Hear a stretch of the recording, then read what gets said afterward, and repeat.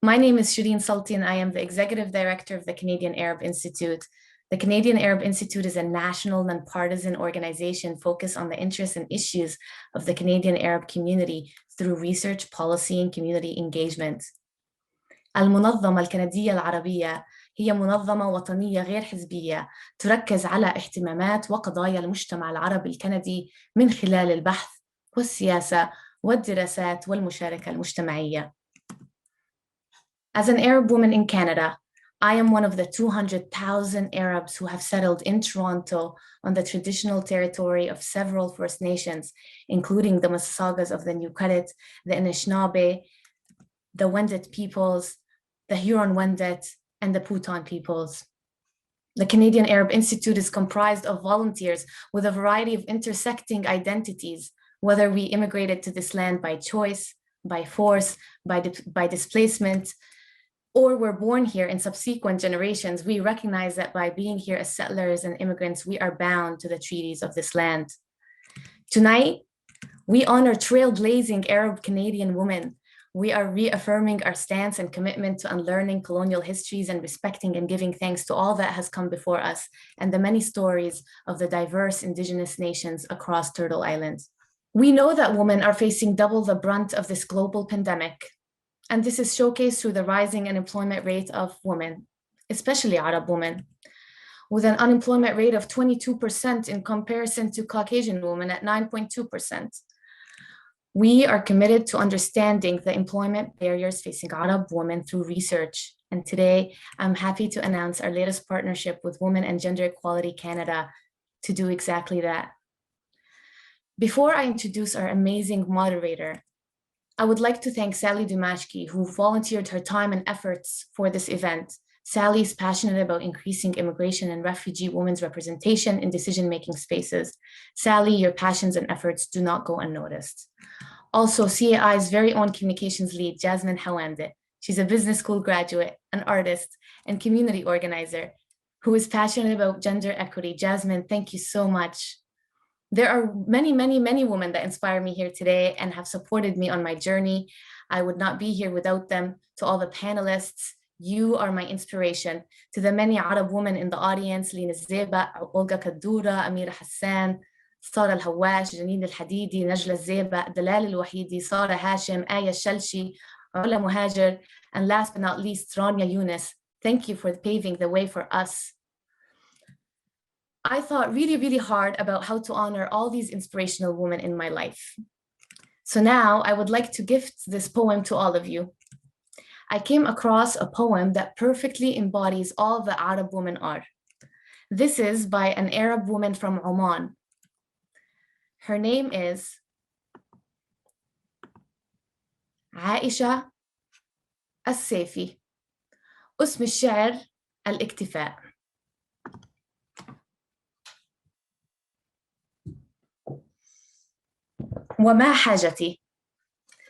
وما حاجتي للبكاء الطويل إذا كنت سيدة من غناء.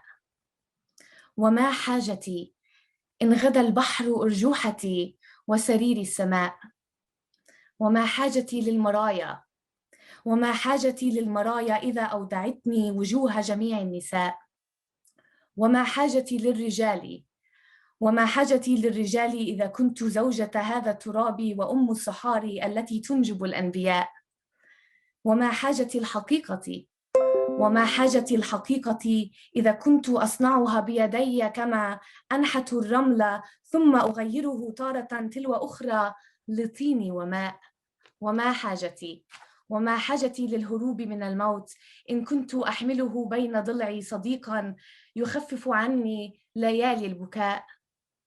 وما حاجتي البلاد التي ضيعتها الخريطة فاعتذرت ببينها يحمل نعشهم معهم فالنعوش بلاد المدانين بالانتماء. وما حاجتي لك في الاعتراب الذي اسمه العمر إن كان كل الذين ننظر لهم عمرنا للهباء. اكتفاء. I'm really honored that one of our partners is here with us today, Sara Asalya. She was chosen to moderate this panel due to her strength, resilience, and abundance of accomplishments. Sara was recently named Canada's top 25 most influential women. And I recently witnessed Sara receive this award. She embodied grace and power in her Palestinian thobe. Sara, today I can go on and on about how much you inspire me and many other immigrants and refugees across the country. But instead, I am gifting you this quote by Palestinian Canadian Layla Khaled.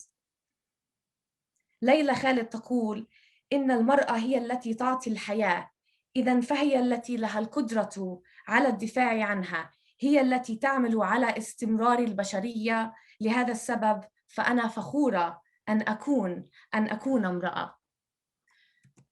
Thank you, Sara. Recently, with Sara's organization, the Newcomer Student Association, the YWCA Canada, and Women and Gender Equality, we conducted research on gender-based violence to inform the National Action Plan to end gender-based violence. And we're also working together to research the employment barriers facing Arab women. And as a Canadian Arab Institute and an organization that comprised of mainly young women and partners that are made up of so many Arab women, we are working tirelessly to research and advocate for feminist and just policies. So thank you, Sara, for all that you do for our community. We're so happy that you're here with us tonight. And now to you. Oh my God, Shireen. I don't know where to start. I mean, thank you so much. What a beautiful introduction. What a beautiful poems. You always surprise me. I'm honestly speechless. I don't know what to say.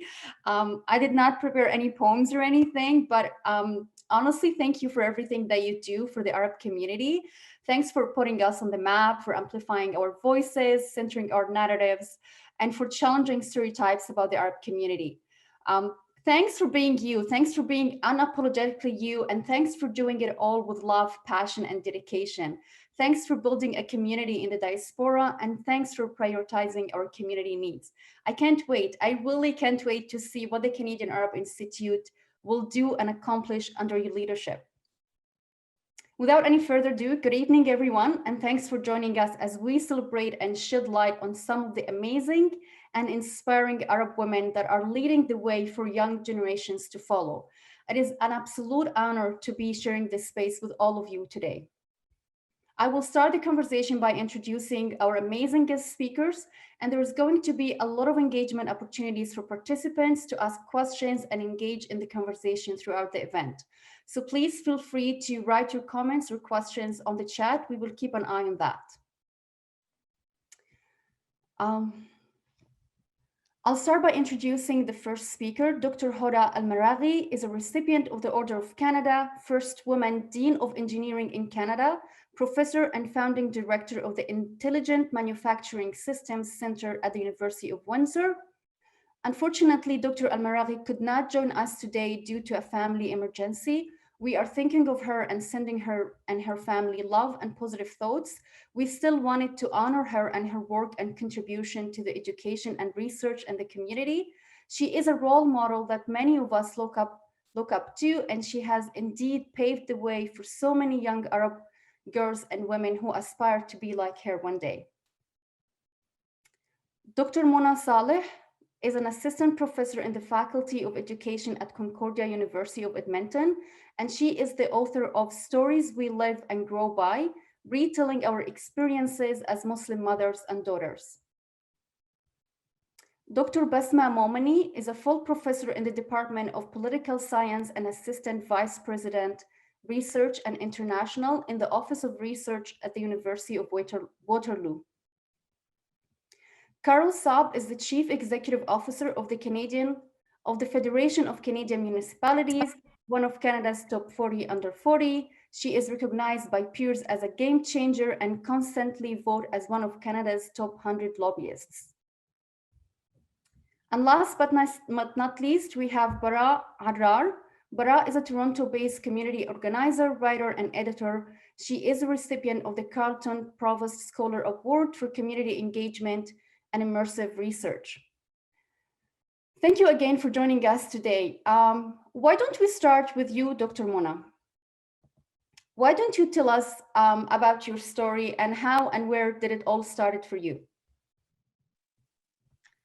Hi, Salam, and thank you so much for inviting me to be part of this amazing panel. So many amazing women, and it's just interesting because when somebody calls you a trailblazer and you're literally in your PJs till 3 p.m. During COVID, it certainly doesn't feel like it. But thank you so much. Um, yeah, and I want to begin by honoring and acknowledging that I'm currently in Treaty 6 territory and a home place for many Indigenous nations and communities, including Cree, Saulteaux, Blackfoot, Métis, and Sioux. And as a daughter and granddaughter of Palestinian refugees, I intimately know the intergenerational reverberations of colonial violence and injustice in my family.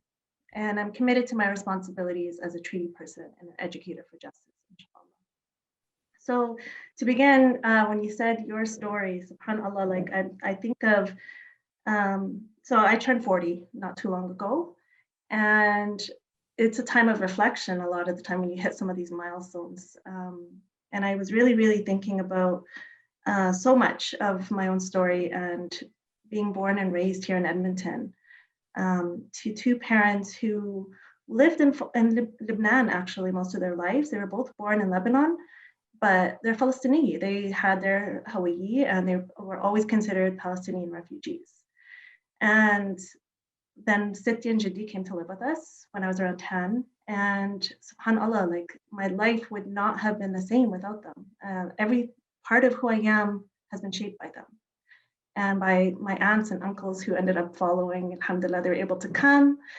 And so we grew up in a large, alhamdulillah, over the years, a large intergenerational family. And that's what sustained me. In all of the things that I've done and every part that I've grown in my life, it's always been my family and my community, alhamdulillah.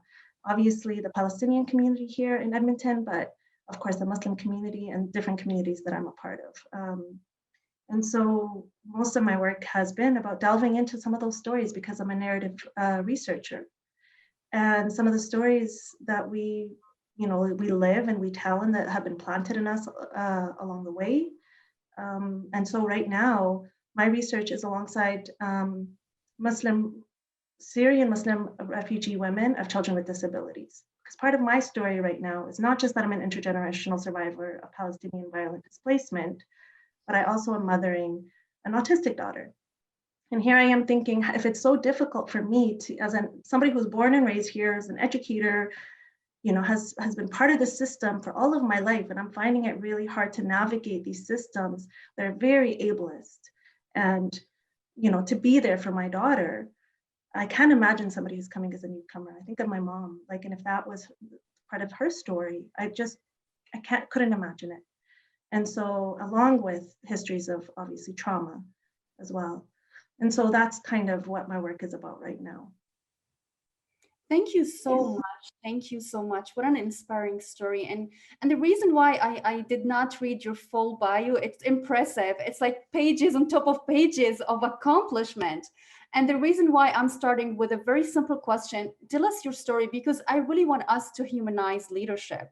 You are all really inspiring leaders, but people oftentimes don't know the stories behind the leaders. And I can read your bios for days and days, but I really wanted us to just get to know you more on a personal level. So thank you so much for sharing and for all the work that you do for the community. Carole, why don't we move over to you? What is your story? I always wondered, you are a role model. I was telling Shireen, when I came to Canada, that was 10 years ago, I was just Googling amazing Arab women and I came across you, and I always wondered, what is the behind the scenes story about Carole? Boy, that's a nice thing to hear. An honor to hear. Let me first start also by saying thank you to the Canadian Arab Institute for having me. Honestly, I'm just so honored to be here alongside this kind of a panel of powerhouse Arab women. And specifically, Shireen, I just want to say thank you to you. I mean, I'm sure it's no surprise to anyone on this call or attending this forum that you are a force of nature. For those of you who don't know, we met not too long ago when Shireen reached out, and I left that call so inspired by her leadership, her perseverance, her insistence on breaking down the stereotypes that Arabs face in Canada. and mostly feeling like, look out, world, we've just met our next powerhouse leader coming through. So thank you, Shirin, for your shining example and leadership on an ongoing basis. And I too should acknowledge off the top as well, I'm coming to you from my home in Ottawa, which is on the traditional territory of the Algonquin Anishinaabe people as well. And I think as we all reflect on the land in which we have settled, it is particularly important in our work as allies that we acknowledge this and internalize the land that we're sitting on, and the history and continued work that is embodied in and necessitated by all of us on this front. So what is my story? Here's it. Okay, well, I'm an immigrant. I was born in Lebanon.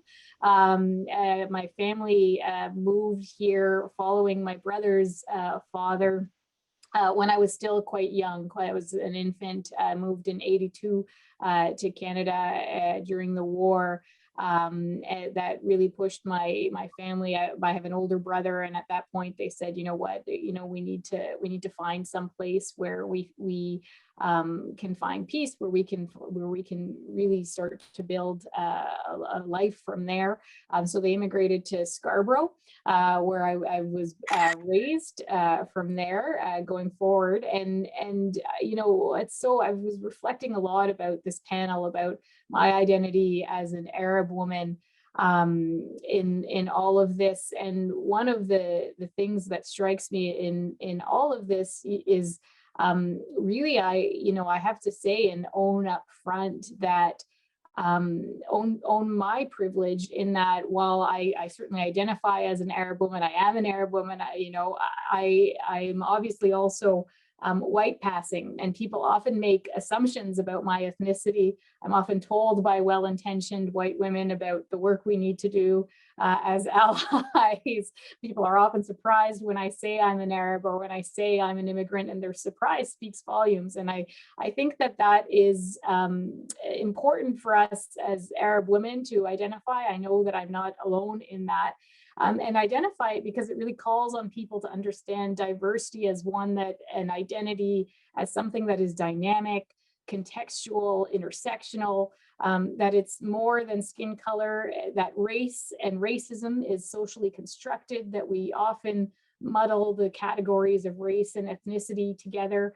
And in that, obviously I want to be very clear that I own my experience is not one of being racialized, that the tone of and color of my skin has not been a barrier for me, as it has been for many in my family, and for many women of all various backgrounds, including my mother, who came here with no English, has a very strong accent, and much as darker skin than I am.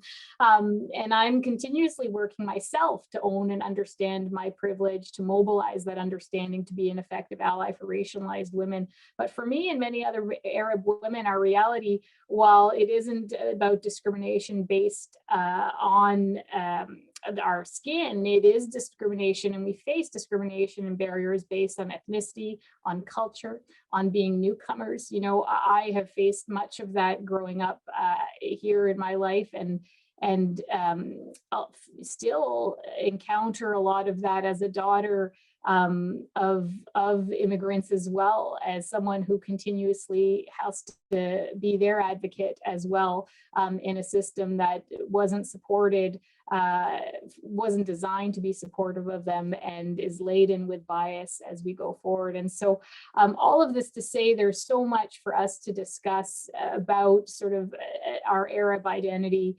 about the various many types of Arab identity that we are, and the assumptions that come with it, and really the impact that has in our leadership. And I just thought, up front, it was really going to be important to sort of own that and acknowledge that, and have that kind of a conversation in this dynamic too.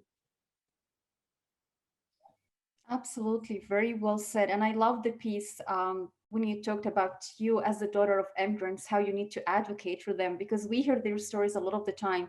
The parents come here with a lot of barriers.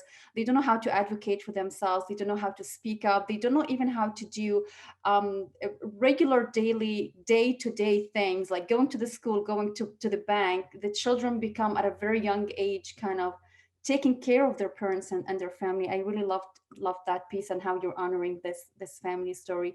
Thank you so much, Carole. And we'll go over to you, Barâa.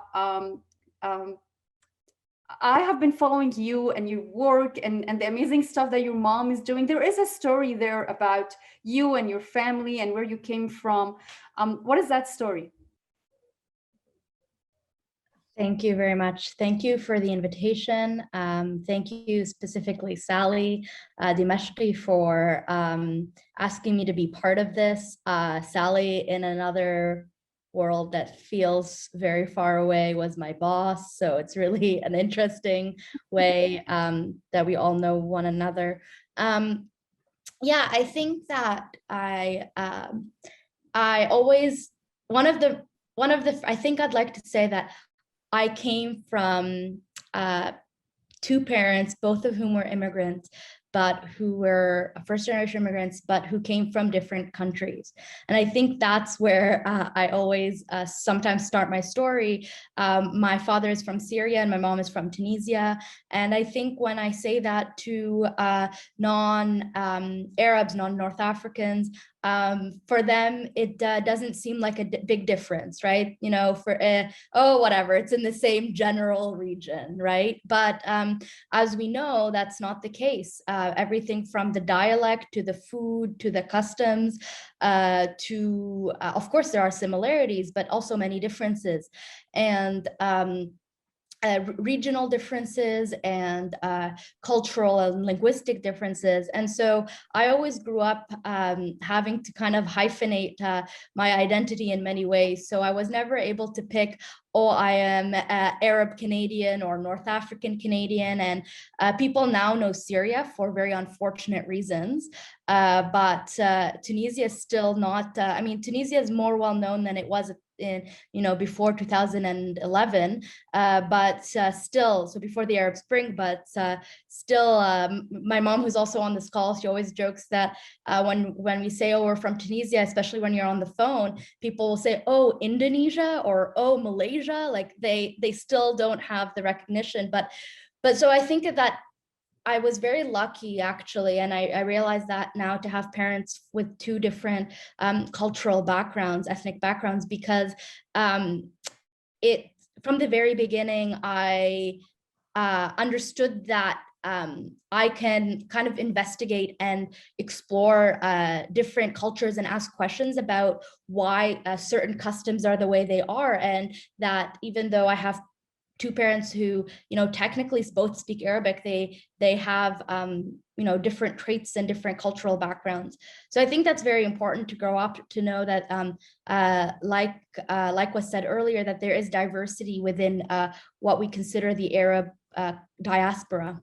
And then, of course, you alluded to that, Sara, that as you know, as a young child, I experienced a very unusual set of circumstances.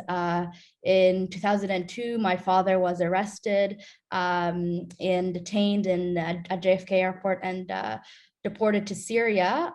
He was a Canadian citizen at the time, but he was deported to Syria and imprisoned for over a year. And in that time, I was about 5 or 6 years old. So my memories are not very strong, except for moments when my family and I, my mom and I, were out at vigils, at protests. And so I was engaging in the political questions and social justice sphere at an unusually young age, which I think, of course, partly can be difficult, but also I think definitely helped shape who I am and helped me realize the systems that we're a part of, that for many quote unquote average Canadians might not face those harsh realities. And I think that in that way, I think that's a hopeful thing, or a constructive thing that came out of that, that I was able to recognize that we're entangled in systems that are bigger than us, and what can we kind of do about it. But more recently, I completed my master's research, and I was working on French colonial history and photography, war photography in Algeria. I became very drawn to this question that Algerian women of all ethnicities, so not just Arab, but Jewish Algerian women, Berber Algerian women, were targets of the French colonial regime, explicit targets.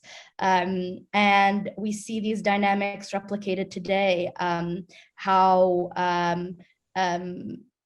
gender-based violence is used as a weapon of war. I don't mean to get too dark, but also in Canada, how missing and murdered Indigenous women and girls are a part of the colonial story. So that's kind of more my academic interests. And I look forward to a fruitful discussion. Thank you so much, Barâa. Thank you. What a story. Yes, I have been following the news of your dad, and I've met your mom before. Thank you for making the time to join us. What an inspiring story. And I want to come back as part of this conversation to really talk about how the struggles that we face as Arab women coming from war-torn countries or experiencing intergenerational violence, displacement, etc., has actually inspired the work that we do and has shaped who we are today as Arab women. But Dr. Bessma, I have heard a lot. You have no idea, a lot about you from Shireen, from so many other Arab women. I've been following your work. I've been reading about you. I became a little bit obsessed to know more about you. So thank you so much. Wow.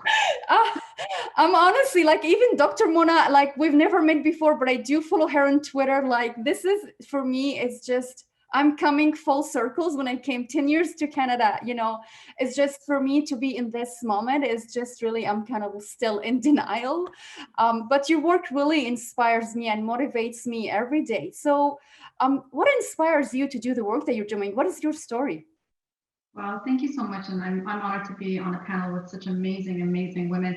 Oh my God, but I remember you this big. So like, this is really an amazing treat.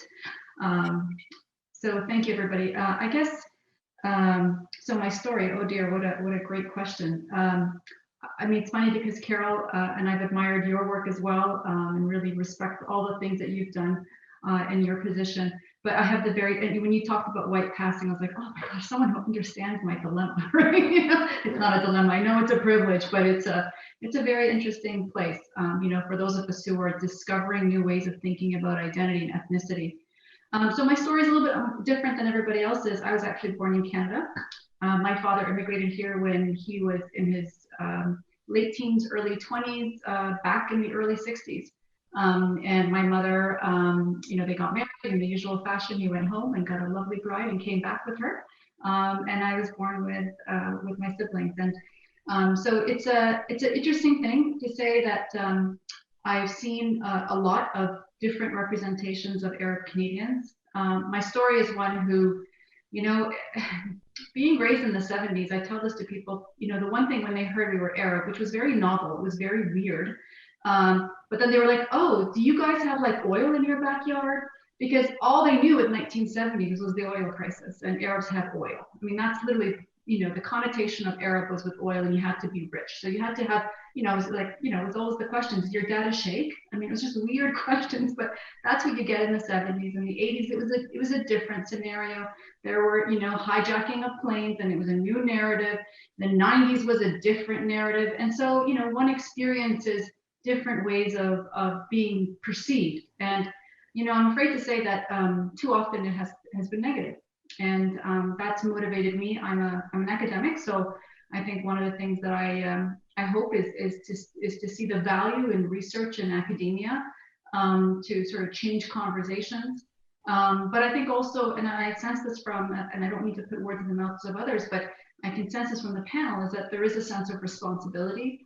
And so many of us, even if we, you know, we don't want to hold the mantle. None of us do. All of us want to live, as I always tell people, we all just want to live boring lives. Like none of us want to be, you know, have to sort of, you know, argue the case, so to speak. I have a 20-year-old and 18-year-old, and to me, you know, I look at, you know, they're third generation Arab Canadians. They're incredibly proud of their culture. And, you know, to me at this point, I was passionate about it 10 years ago because, you know, I saw the discrimination, I felt it, I heard it. And in white passing, Carole, you, I'm sure, hear the same thing. People tell you things you wouldn't say in public. And they say things to you, especially if they know, in my case, I studied the Middle East. Some may not think I'm Middle Eastern and say the most awful things. And so it's there. And we've all faced discrimination. I got through, I mean, I started doing a lot of research on Arab Canadians, not that I was trained to do so. My work is international political economy, but I became so interested in it because it was, you know, it had to be done. And it's a nascent community. It's a young community. And it's a thriving community and it's successful. I mean, you know, talk about, you know, one of the most entrepreneurial communities in the country are Arab Canadians. Definitely highest education, you know, levels achieved.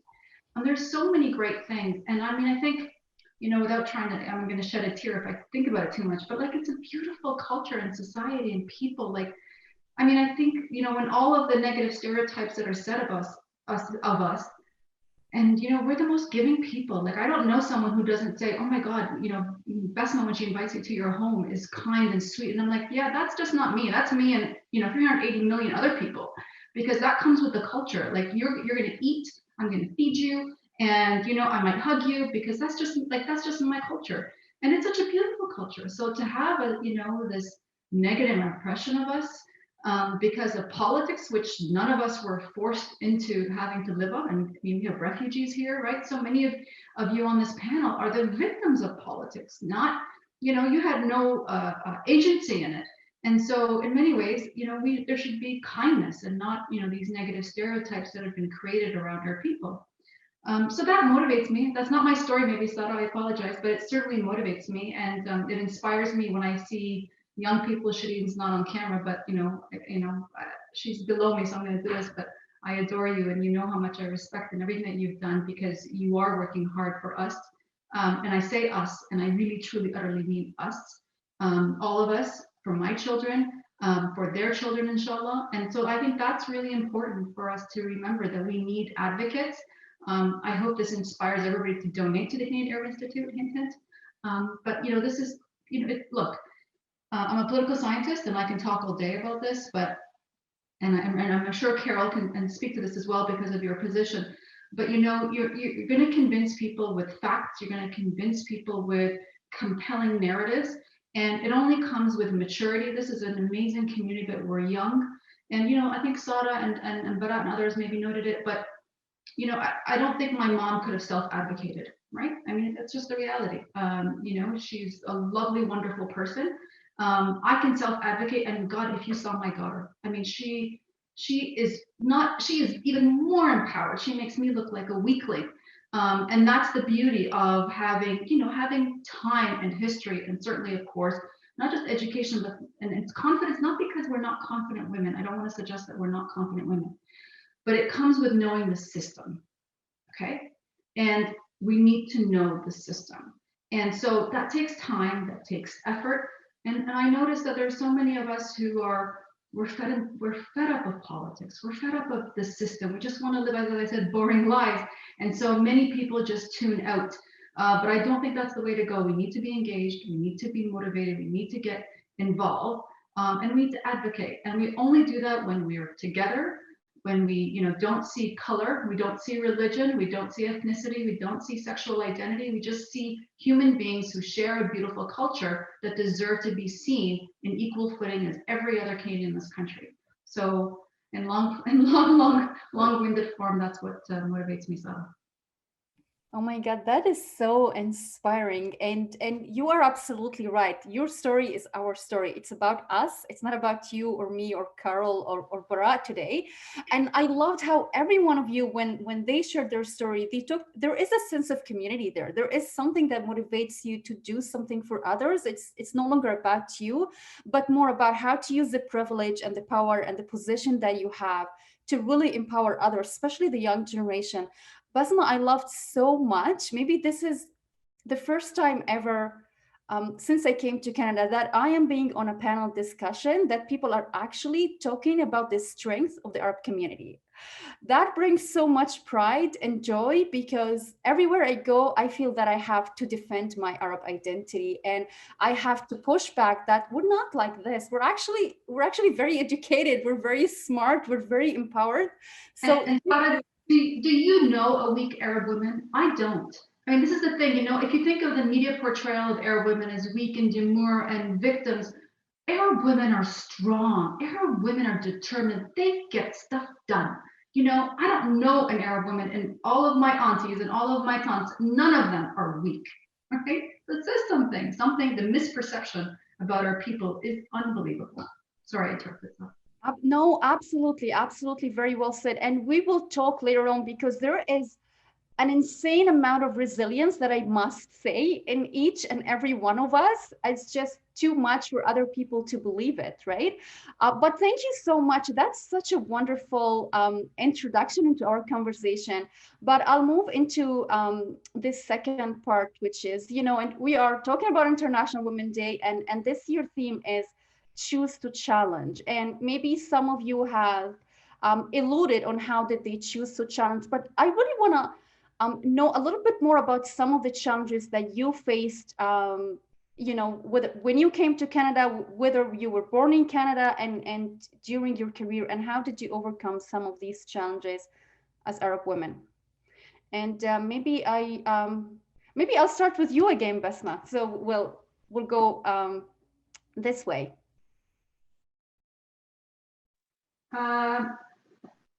I probably have a very boring story, because I don't really, I mean, you know, as an academic, I guess most of my passion of things is to basically do it through research.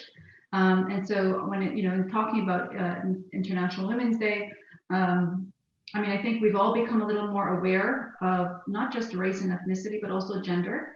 And I've become increasingly, you know, I think like many women of my generation and age, it comes with age, I think too, you realize all of the, you know, the misogyny, the patriarchy, and certainly, you know, the glass ceilings. Let's not kid ourselves. And I think there are glass ceilings even for our ethnicity. I'm going to be blunt about it. And so I think that, you know, that becomes, you know, and again, I'm sorry if I keep bringing up my daughter. If she hears me, she's going to kill me. But, you know, like I don't want her to ever feel like there's a glass ceiling. Like, she's 20, she's brilliant, and I want her to know she can do absolutely every damn job in this country, from the prime minister down. And I don't want anyone to say because she's Arab, because she's Muslim, because she's a woman, that she can't do it. Like, that's just, I don't want her to ever even feel that. And that's the Canada I dream of. And so, you know, it requires work. And I think I've become increasingly very interested in that, in terms of, you know, the gender barriers that are before us. They're immense. I mean, you know, the gender pay gap in this country, I mean, it's unconscionable that we are still being paid less than men for the exact same job. Like, I mean, this is a developed country that, you know, still can't reach gender parity on pay. And that's just the beginning. Representation. I mean, representation of women in this country is awful. I mean, you know, I'm sure those who are in the private sector can, you know, attest to this. There are more CEOs named John than there are women combined. That's an actual stat. I'm not just making this up. There are more men named David than there are women combined as CEOs of this country. I've worked for a John and I've worked for a David. I mean, that's how crazy it is, you know, but like, that's my point. My point is there are so many glass barriers, and I'm not even getting into some of the other challenges that we face in terms of, you know, I love it. There's this tweet that came around. Someone said it, you know, Mona said you're 40, mashallah, you look amazing. But someone said to me, you know, there's a point in your life as a woman, I think it's you know, 39 or 40, when you feel like you're, you know, you've been told your whole life you're too young, and then you get to a certain point, you're told you're too old. And it's like, you know, there's this weird number that you know, is created, and that would never happen. And I've become very conscious of asking, would this be said to a man? Would this be happening to a man? Would I be feeling the way I feel if I were a man? And you, when you start asking that question, really playing the counterfactuals, it's not a pretty answer. And it, you know, if you position it every day in your life, how many of us been told? I've been told to smile. I've become now so used to saying my name means smile, right? Because it means smile. But you know, that is only given as a question to women, right? I mean, you know, oh, you don't smile. Oh, I love your smile. Or you these kinds of things are experienced. And so with time, you know, we'll all face it. And for me, it's about using research and policy advocacy and public engagement to just try to bring attention to it, because it's there. It's absolutely there. Absolutely. Thank you so much for sharing. And thanks for bringing your daughter to the conversation. I do have three young boys. And I would love to have a conversation later on, maybe about motherhood and mothering, and how sometimes having an identity as a mother, sometimes it holds you back, but we really need to normalize having mother and leadership roles. It's a lot of work, but I love how you bring your daughter and your kids into the conversation. People need to know that you are an amazing leader, but you're also a mom, which is fantastic. Dr. Muna, I would love to hear your opinion and perspective, and perhaps share with us some I don't know, I'm not going to call it stories, but some of the challenges that you faced throughout your career here in Canada as an Arab woman, and how perhaps did you overcome these challenges? Thank you so much, Sara, and thank you. Wow, I'm just still thinking with what Dr. Bessma brought forward, because I resonated so strongly with everything that she said, because there is definitely different types of ceilings and different layers. And so I think about the intersectionality of some of my challenges, because if I think about my challenges, they come at the intersections often of the systems of racism, sexism, misogyny, ableism, colonialism, Islamophobia, like all of these different systems that come together to create some of these experiences that I find myself situated in often. Alhamdulillah, not all the time. I mean, we have a lot, like, I don't want to only be seen as this person who has experienced all these awful things, but in all honesty, it does happen quite often outside, within our homes sometimes, but also, of course, often with outside of them. Alhamdulillah, my family is amazing. I can't be more grateful to the fact that they have always supported me and have always built me up and uplifted me. So even when we talk about motherhood, I have to say, literally, that and this is not just a flex, I promise, but it's because literally my research, I was going to show you this passage, because my research was alongside Canadian Muslim mothers and daughters as the daughters transitioned into adolescence. Because there's this, it's a, like you, Dr. Bessma, you're talking about 40 being that age where you're, all of a sudden you go from being too young to being too old. And subhanAllah, yes, I resonate in many ways, but I think about also there's this period of transition for girls as they transition into womanhood that is often not really understood, and really, you know, it was a topic of research for in Western societies typically, but mostly into the experiences of white girls and as they transition. So for me, I was thinking we need to understand more about girls who are racialized in different ways, and of course Arab and Muslim as well. And so the reason I went into that is because my daughter was in the process of transitioning into adolescence at that time. So it was very autobiographical in many ways, which is good because narrative allows you to be. But I mean, she's turning 18 soon. And so I think of like, subhanAllah, like this journey that I've been on into motherhood. But part of what I did is also, because if I'm looking into my own experience, I can't just stop at my own motherhood experience. I have to look at my mother, her mother. I have to look at my grandparents on my dad's side, my aunts. And so I hope you can see this. What I did is before Siti Allah Yarhamah passed away, I was so blessed to be able to really delve into some of her stories of experiences. Not framing her as a victim, because yes, she left Palestine in the most violent of circumstances. She had a bullet in her back for her whole life after that. Sought refuge in Lebanon, alhamdulillah, but she was a powerhouse. Like, Allah yarhamah, she was amazing. Jiddi, Allah yarhamu, he was in the hospital for most of his life because of ongoing health issues. And she built that home, she worked, and she struggled, and she sacrificed. I've never met a stronger human being in my life. And so I think about, like, yes, I have challenges. Yeah, I have, yes, and I'm not trying to diminish them. But when I think of Siti and all of that she's experienced, and I think of my mom coming here so young, so many children at a young age, and how she built a life, and a beautiful life, alhamdulillah, I think about them and I think, you know, who am I to be sitting here and, you know, wailing at some of my, you know, oppressions that I might experience or my hardships. They have paved that way. Literally am standing on the shoulders of giants, alhamdulillah. And I can't be more grateful.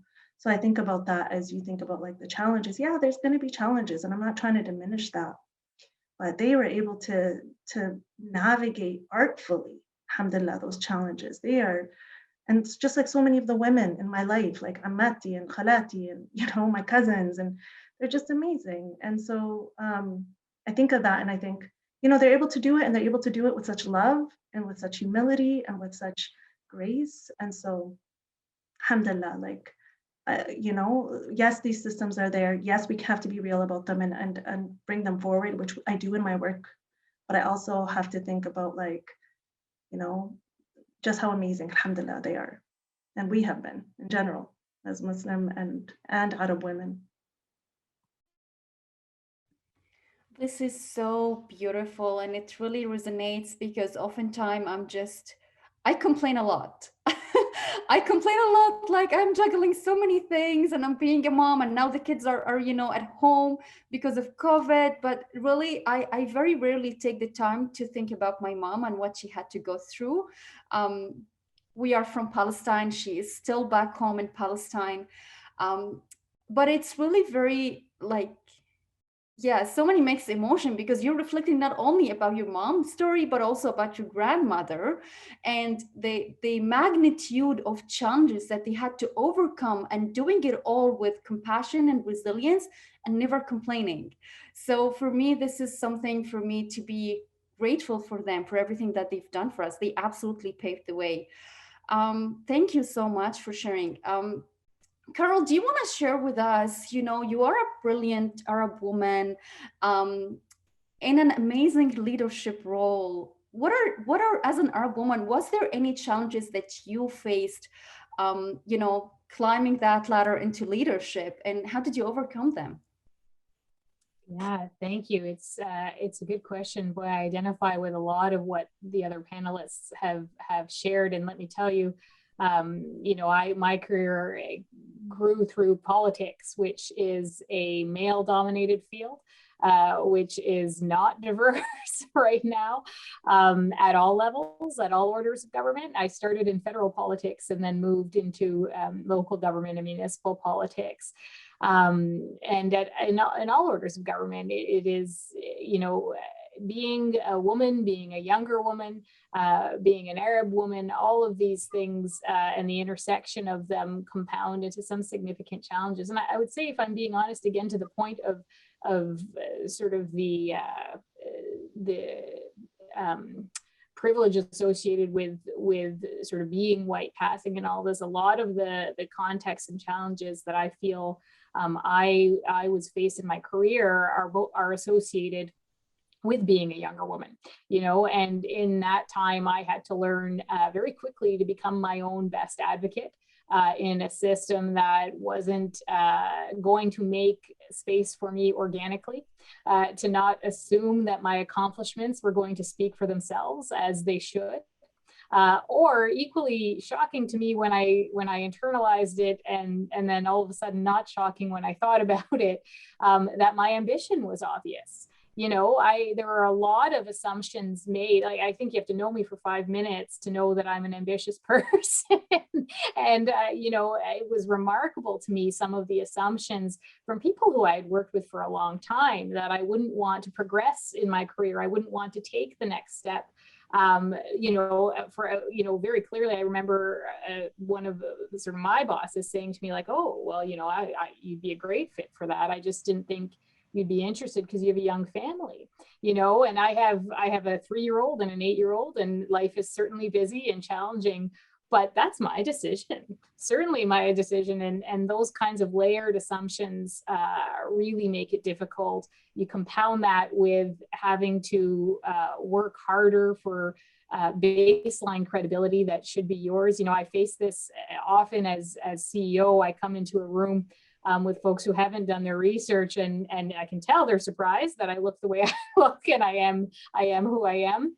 And I can also tell, because again, in a very male-dominated field, working with very senior folks in the private sector and government, with different stakeholders, where I'm often the only woman in the room, and often the youngest woman in the room, that there is sort of an extra layer, an extra hurdle for me to pass to get that sort of level of baseline credibility that is just bestowed by rite of passage on my male counterparts.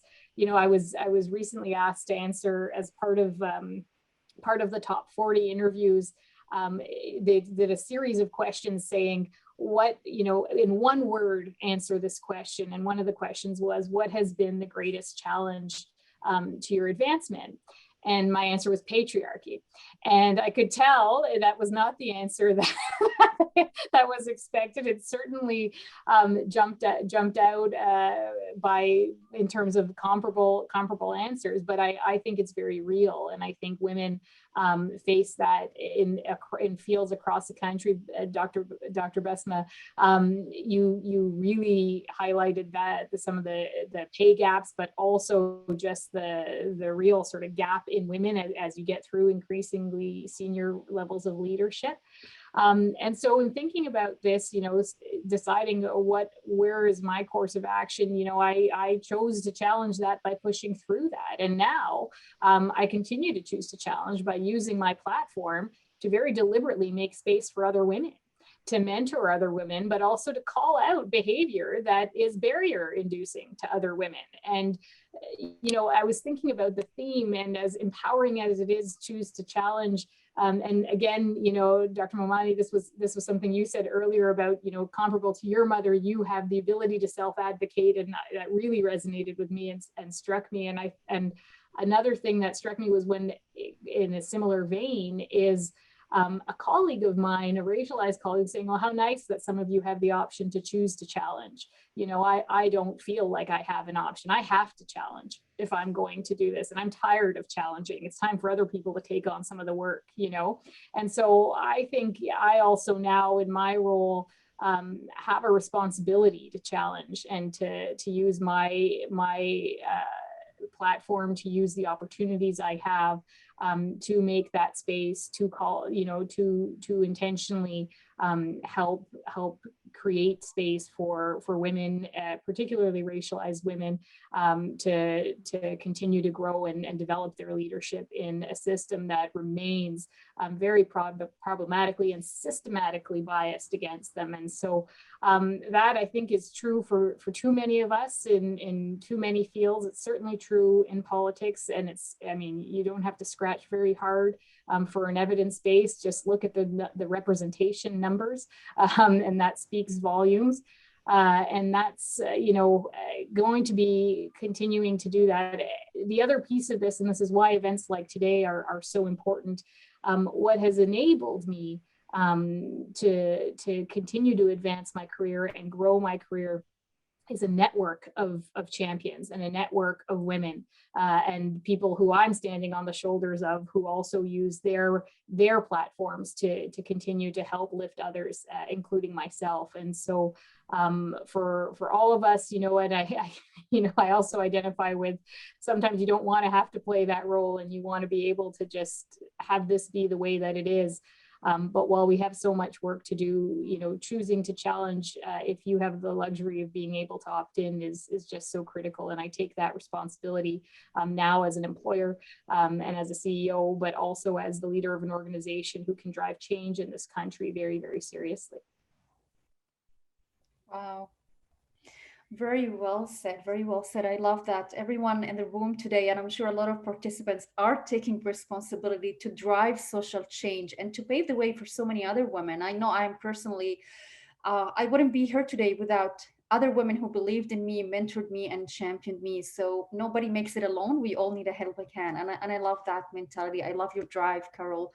It's wonderful. And I wonder what was your response to that boss that told you the comment about having young kids and it's not the time for you?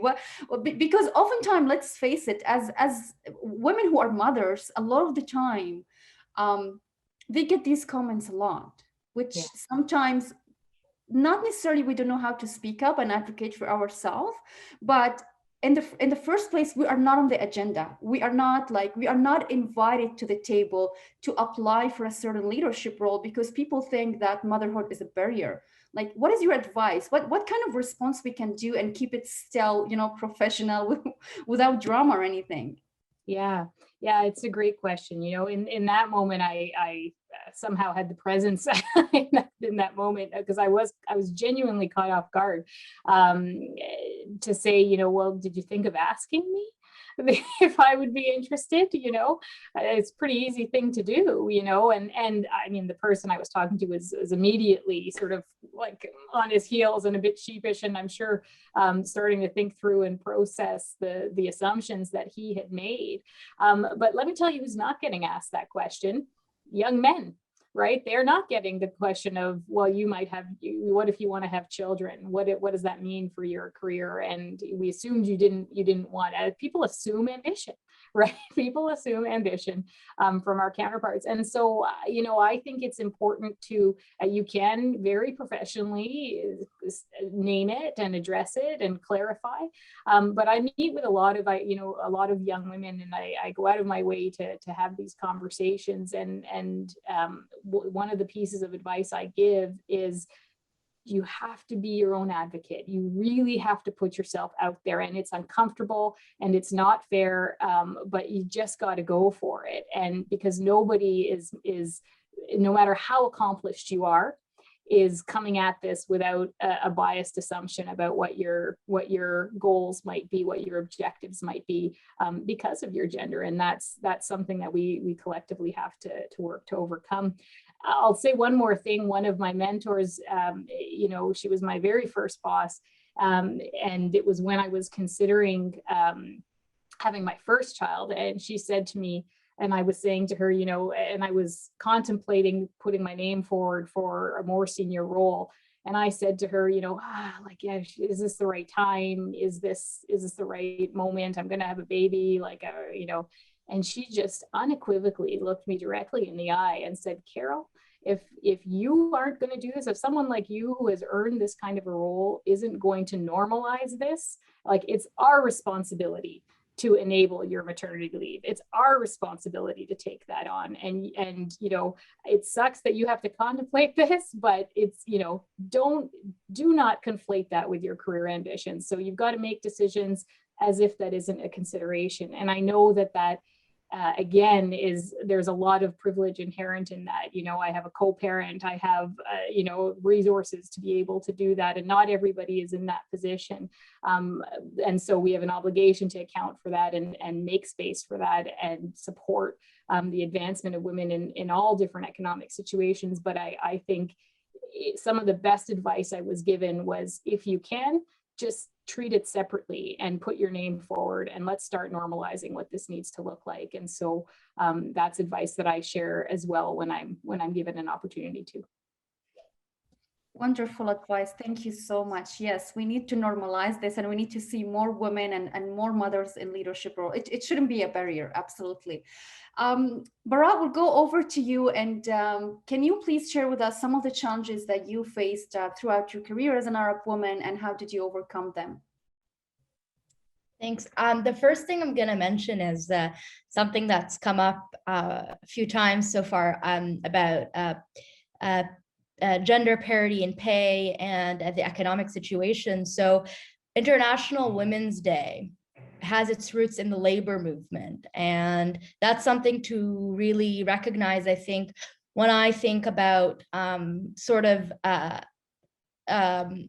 ways in which it's important to or sort of markers that can identify women's advancement. One of them is definitely economic strength and power in that way. Not to say that that's the only way to measure it, but considering our current system, I think that is one way to see where how far we've come and where we want to go.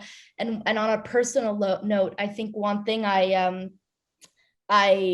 talk about, my mama also talks about, is that My grandmother did not receive her, so her mother, my mom's mom, didn't receive much formal schooling, but she did receive a technical background in sewing, and that enabled her, when the time came, to be able to open up her own business as a seamstress, both in Tunisia and then in Canada when she immigrated. And I think that economic independence is very, very crucial. And she might not call herself a feminist, or she might actually kind of furrow her brows at any sort of women's rights conversation. But I think that for her generation, that was relatively unusual. And it took her willpower and her determination to want to support her family and to want to make her own money and to want to do something. And I think that until this day, although she's much older and not as physically able, that's still something you can see like sparks joy in her. And so, and you know, when she was making an income from it also allowed her independence. And so it allowed her to, you know, rent her own apartment when she came to Canada.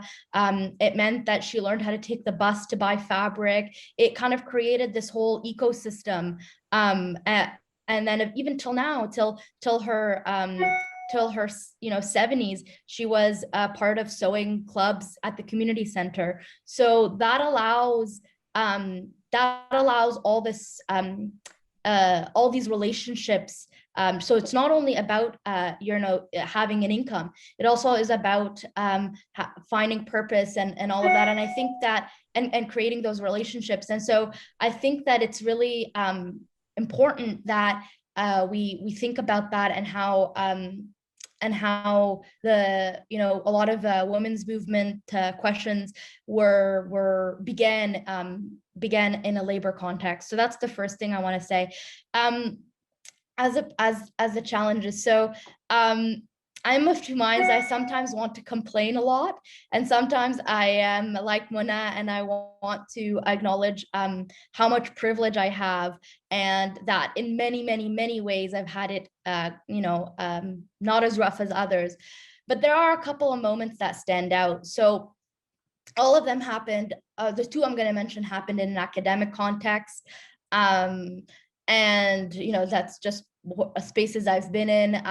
But the first I remember, so in 2016, I believe, I was an undergrad and I got a grant from my department. And it was the very first time thing, it was a little bit opaque on how they were going to pick, but I received one of these grants. And in the coming years, I kind of became someone people were coming to ask questions like, how did you get it? And supervisors were sending their students to kind of ask me these questions. And I remember towards the end, I think it was almost even after I graduated, I remember one of the professors, a white male professor, who I think never liked me. And I don't know if that's a race thing or a gender thing. And, you know, most times you can't put your finger on it. But, you know, he alluded that I only got that because I was a woman and I was Muslim, which is always funny, this kind of like reverse thing that's happening, that there's this assumption that now women and racialized people are getting more opportunities you know, at the expense of white men or at the expense of white people, because I'm some sort of, you know, affirmative action adjacent project or program, which we know isn't the case, because if you just, you know, if you look on a more, you know, university-wide level, national level, you see that that's not who is at the top of the lists and of grants and all of that. And that, I think that sort of, I wouldn't say it's surprising to me. I went to a very white male dominated undergrad, and there was always kind of brewing under the surface that sort of, you can call it racism or discrimination or prejudice, but and misogyny. It was sort of always there, but to think hear it vocalized is a different thing, because you're like, okay, so that is what they were thinking. And I remember the sense of, I mean, it wasn't a challenge in the sense that it didn't impede me really from getting the grant, but I think that it makes you question your worth and really really amplifies that imposter syndrome. So really amplifies the sense of, did I really deserve that? Maybe they were just only giving it to me so that they look good, so that I'm, you know, diversity and inclusion number. So I think that's one.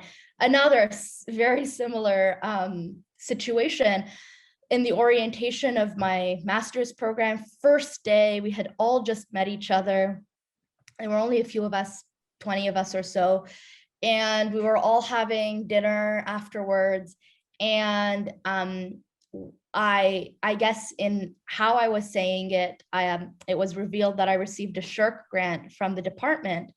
And this white guy in my program, one of the only white men in the program, he looked at me immediately without hesitation and said, "Oh, so you're the one who stole the SHIRK from me." And for those who are unfamiliar, there is only a set amount of those kind of grants in each department. And so in some ways, I mean, it is a zero-sum game. But just that kind of like that, it just rolled off his tongue, you know, as if he was waiting, like he was just waiting to say it to someone. And that he was waiting to hear it, because I didn't actually explicitly say that. I was actually stopping myself, because if you know the academic world, you know, it's full of people who are bragging too much. But so I think that kind of, a lot of the times, the racism that I've experienced is not overt. It's very insidious. And that's what makes it difficult, is that you can't actually ever, you know, we don't have physical segregation. That's not how Muslims or Arabs or women experience discrimination. It's it festers in far more, I think it's uglier, to be honest, because you can't point at it and say that's wrong. And those are just some examples of what it could look like. Of course, I've had, you know, many experiences. Public transit, I think, is the worst for it, whether it's you experiencing it or witnessing someone else experience it. I think there's a couple of things kind of to overcome it. Many of these lessons that I learned from my mom, but one thing is find an ally. I don't mean a big A ally in the sense of, you know, white people are our allies, but I mean, if there is a mentor or a professor or a supervisor or someone that you feel already has a predisposition to supporting you, kind of stick to that person. And it doesn't, like, you know, it's okay if he's a white guy. It's okay if you don't absolutely agree on anything, but if there's someone in a position of power who you feel has supported you, don't let them go. Just sort of cling to them. And they're not necessarily in a codependent way, but in a way that they will help you open doors. My master's supervisor was a white straight man, and he checked all the boxes of being, you know, that stereotypical guy, but he's the one who opened almost all the doors for me in my master's program. And I was very lucky to have that experience. I think that's one way, is that you really want to stick with the people who see your intelligence, your brilliance, your excitement, your energy. And they don't have to be at the top of the food chain, or they don't have to be at the top of the ladder, but they're there to advocate. They can advocate for you, especially in the moments, like I know, Carole, you're saying it's unfair to advocate for yourself. Absolutely. So when those moments come, they can perhaps help you and step in. So I think that's one thing. And the other thing is, this is a difficult one, but kind of being able to pick your battles. It's really, really hard sometimes to say, oh my God, these are all the things that went wrong. And I am the kind of person who wants to yell and scream and make a fuss and make complaints. And that's my nature, that's my inclination. But unfortunately, I think sometimes there is a sense of, where do we put our energy? Our energy is so important. We don't have an unlimited, infinite amount. And so pick what matters the most to you so you don't get distracted, so you don't burn out. I think like when, one time I experienced, a very bad form of racism. And that was the only time, for instance, that I made a police report. That was very draining on me and my family, but that was a kind of I don't want to say a fight, it kind of ended there, but it was a time where I was able to expend that energy. Other times, like when that man said to me, "Oh, you're the one who took away my shirt," it was like, yeah, and ignoring it. Not to say that that's, the perfect solution, but just because I knew it would make me much more upset if I got in some sort of argument with him.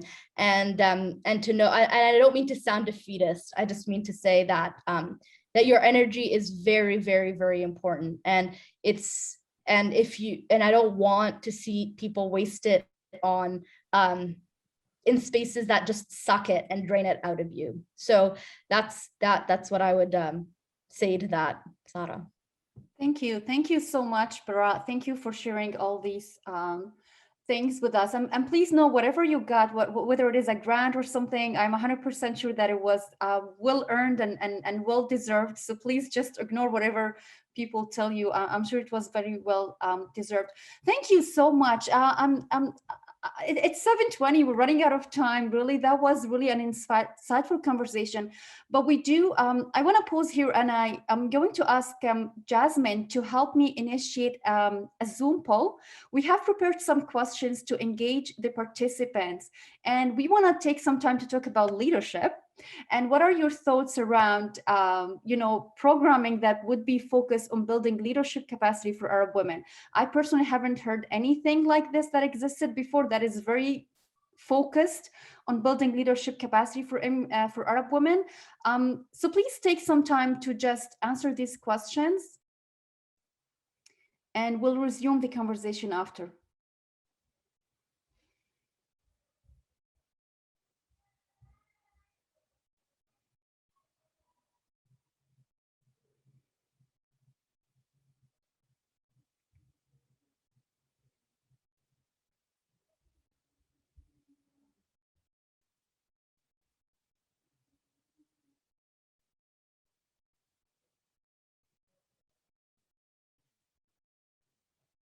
Again, Carole mentioned this already about the representation.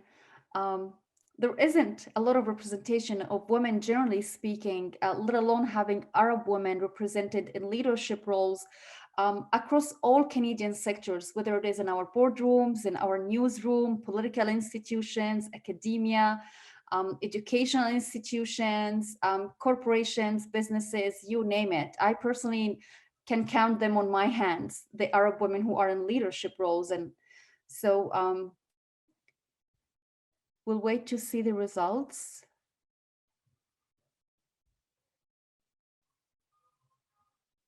No.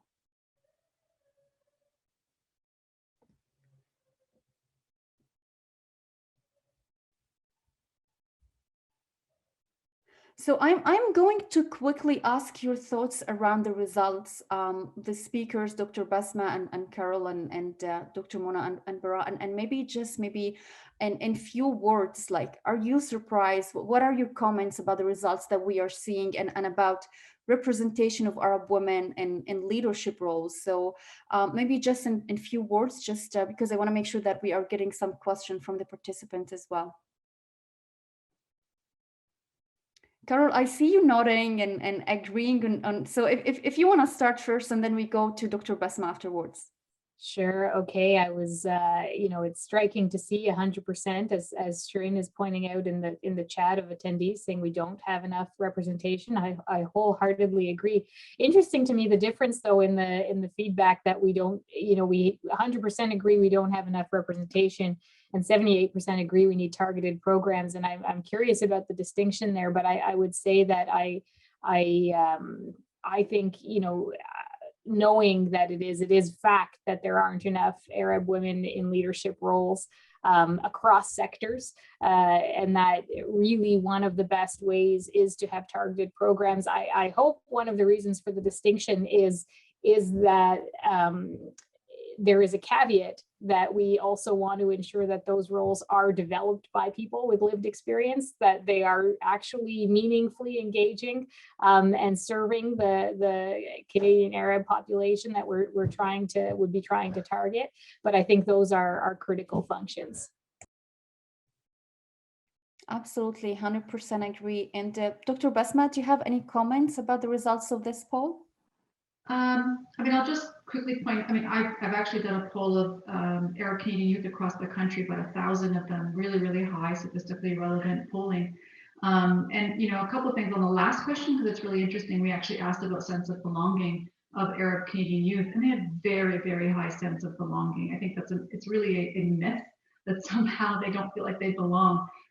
You know, we resoundingly have disproven that in so many ways, including their not just activism, their engagement in politics, volunteer. I mean, they are very much engaged. In fact, they vote more than non-Arab Canadians. So, I mean, it's a really active and engaged community. I mean, you had a question about sense of belonging, integration in Canadian workplaces, which is a bit of a different, I don't know how, I mean, it's a bit, we don't really ask that kind of question, sense of belonging in a workplace, but, you know, I mean, workplaces are also, they're a culture and they're a context, right? And if they're not welcoming, you know, if they're not, you know, really creating that sense of belonging, that's on the workplace too. That's not always necessarily a fault of the women. So I think we need to be, you know, it's just interesting to tease that out. Sorry, I sound very academic, I know. But, you know, these are the kinds of things that I think of when I see these results. Wonderful, wonderful comments. Thank you so much.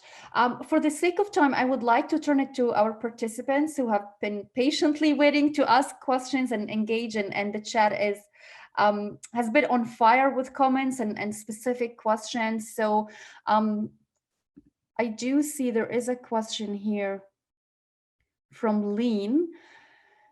And the question reads, how have each of you in your respective fields been able to change the balances of power? Sorry, I am unable to see. Okay, sorry. How have each of you in your respective fields been able to change the balances of power or barriers from within the system? Thank you for your time and work that you all do. I'm inspired to keep on working. Your words, stories, and success have energized me. Thank you so much, Lean, for joining us. Any one of you would like to answer Lean's question about how to change the balance of power and barriers within the system? Maybe Dr. Mona, do you want to take a stab into that question? Sure, inshallah. Yeah. So for me, I'm a realist. I think that systems, they shift and they change to maintain the system. And so, yes, there are ways that we can move and we can navigate those systems, but the system maintains itself, and it does so in ingenious ways, in different ways. And so when I look at that question, I think the balance of power will always go towards systems and be on the side of that system, because that's how it's been able to maintain itself and function for, you know, years upon years. However, if we can create spaces within the system, so I'm somebody who thinks I'll try to be within the system, within different institutions, within different organizations, and to push for those changes and make and shift and shape it as often as I can, knowing that the system was not designed to be changed, right? And so there will be pushback. There will be different ways that you might be silenced. You might be seen as a troublemaker. You might be, you know, for whatever reason. But knowing that for me, it's going to be in the relationships, because the barriers and the structures within the systems, they're there, and yes, we can push up against them, and yes, we sometimes will win in different moments, but for me, it's always in the relationship. So as an educator, for example, as a professor, what I look at is what relationships am I making across with my communities, in that university, in the classroom, in different ways outside, through my research. So my ultimate dream is, inshallah, to open up a center for newcomer mothers with children with disabilities. Sometime, inshallah, in the future, I would love to do this. But until I kind of get to that point, to create spaces where their stories can be shared and heard and valued and honored, that's my number one goal right now. And so changing the balances of power, I think those stories hold power. I don't know that they'll change the system, but for even the brief moments that they're shared, they could really make a difference, I think. Absolutely, absolutely. I mean, we underestimate the power of storytelling, and it's a tool that we can use to push for social change and social action. 100% agree. Well, thank you so much. This was an absolutely inspiring, I would call it action-oriented session. I feel you've gave us a lot of homework to do and a lot of actions pushing us to do better. So if I want to conclude with really maybe just few words, really just being mindful of the time, leaving us today, one advice for Arab women that you would give, just one advice quickly, and I'll start with you, Dr. Bessma. I'm going to get caught for multitasking. I didn't hear the question.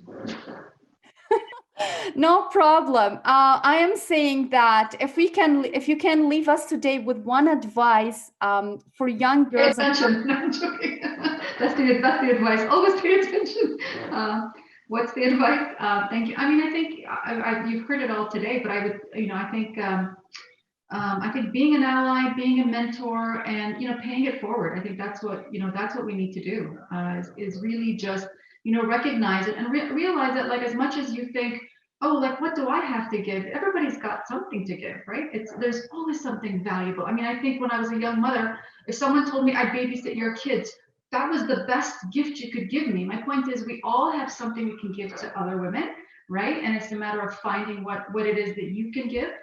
So pay it forward. And this is, again, this is a young community. I mean, my dad's story is an unusual one because most of this community has come throughout mostly the 1990s, and I see them now as students in my class, right? And they're very much aware of their rights, and they're engaged, and I love that. And I have no doubt, frankly, that when they become 25, 30, and that will happen soon enough, and they're in the workplace, they're gonna change things. They're gonna change things for the better. But that's that's incumbent on all of us to ensure that what we can do is really highlight the success stories, which is, I know what CAI does, so I'm really proud of that. Highlight the success stories and continue to point out the wonderful people like this on this panel that do the hard work every day to ensure that our community is represented positively. And we love you, Shirin. This is for Shirin. Thank you so much. What a lovely advice. And Dr. Mona, do you want to give one advice for our women who are joining us today? Thank you so much. And so I'd give the advice that I give my daughter that I wish I could have given myself. And that is, you are going to come up against challenges. That's going to be part of your life and your story, but you are more than those challenges, and that to believe in yourself because you have it in you. Mashallah, we have strength in our DNA, alhamdulillah. So that's kind of what I would say. 100%. Thank you so much. And Barâa, one advice do you have for Arab women? I think that whatever that you are good at doing, whatever you're passionate about, stick to it and do it and try to be the best at it. So I don't think, if you feel that you're not the activist who's outside the American embassy, you don't have to be that kind of Arab woman or that kind of racialized woman. If you prefer to be the best scientist, I don't know anything about science, but I'm just assuming if you want to be the best scientist at the top lab, at the top university, be that person. Don't try to sort of fit into a mold of what you think our successes should look like. So that also means that, I know a friend of mine, we were applying to university around the same time. She's an Arab woman. She was really, really reluctant to apply and accept her offer to a journalism program, thinking about, oh my God, what are people going to say? I'm a hijabi woman on TV. I'm a hijabi woman in all these spaces. And I said, do it. That's like, you're going to be extremely unhappy doing the Bachelor of Life Sciences program, and you're going to always remember that. And I think that's the thing. So don't try to fit a mold of what you think will help the Arab community move forward. Just do what you do and do it the best way. And then don't forget to look behind you. So once you're, at a certain point, like Bessma, you said, like, don't close the doors that other people opened for you, bring them along. And so that's a really important thing. I think it's really, really easy to, when you get to the top, to forget that. And so that's what I would say, be the best in whatever space or field that you are interested in, and don't try to fake it, because you will run out of steam and you will not be interested in it anymore. So just because other people are advocating for Arab Canadians in a certain way doesn't mean that's what your way is going to look like. So yeah, I love how you are telling us to create our own definition of success. It's whatever you want to be and how you want to be it, right? Wonderful. And Carole, we're going to conclude with you and with one advice. Okay, well, thank you. This has been a great session. I think I'll break my advice down briefly into it for younger Arab women. Take up space, put yourself forward, advocate for yourself where you can.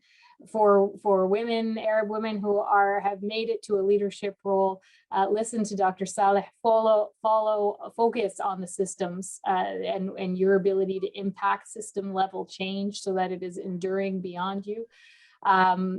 For all Arab women of any generation, take care of yourself along the way. To Barâa's point, it's so critical. This is hard work.